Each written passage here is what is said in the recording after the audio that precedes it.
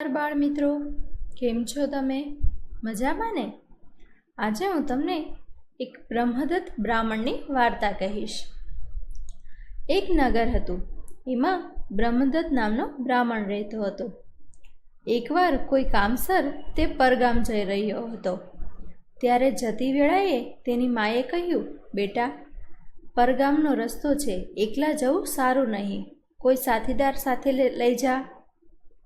માની સ્વાભાવિક ચિંતા સમજી બ્રહ્મદત્તે કહ્યું, માં, તારે કોઈ વાતે ગભરાવાની કે ચિંતા કરવાની જરૂર નથી. વળી રસ્તામાં કશું બીક જેવું પણ નથી.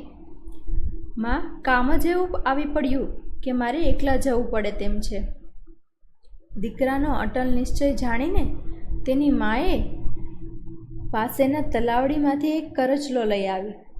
કરચલાને દીકરાને આપતા કહ્યું, આ લઈ લે બેટા, રસ્તામાં એ તારો સાથીદાર બની રહેશે.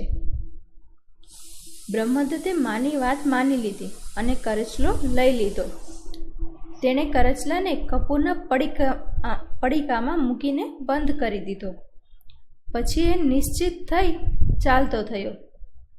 ઉનાળાના દિવસો હતા. આકાશમાંથી આગ વરસતી હતી.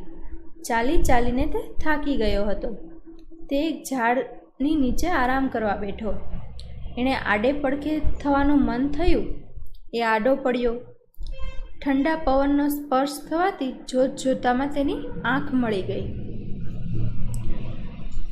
આ વખતે તે ઝાડની બખોલમાંથી એક ઝેરીલો સાપ બહાર નીકળ્યો. સાપ સૂઈ રહેલા બ્રહ્મદત્તની નજીક આવ્યો. કપૂરની સુગંધ સાપને સહજ રીતે ગમતી હોય છે.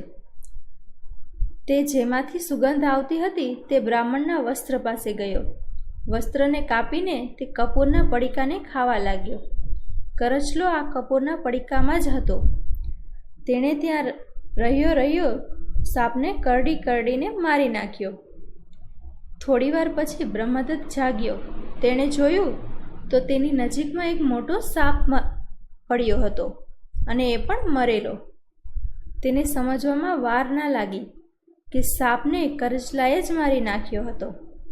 પ્રસન્ન થઈ તે મનોમન બબડ્યો, મારી માએ સાચું જ કહ્યું હતું કે માણસને કોઈક સાથીદાર બનાવી લેવો જોઈએ, કદી એકલા ક્યાંય જવું જોઈએ નહીં. માની વાત ઉપર વિશ્વાસ રાખવાને પરિણામે જ આજે હું જીવતો રહી શક્યો છું. એ ઠીક જ કહ્યું છે કે મંત્ર, તીર્થ, બ્રાહ્મણ, દેવતા, જ્યોતિષ, દવા અને ગુરુમાં જેવી જેની શ્રદ્ધા હોય છે તેને તેવી જ સિદ્ધિ મળે છે. આમ કહીને બ્રાહ્મણ તેના ગંતવ્ય સ્થાન પર ચાલ્યો ગયો. તો બાળમિત્રો, કેવી લાગી તમને વાર્તા? મજા આવી ને? ફરી મળીશું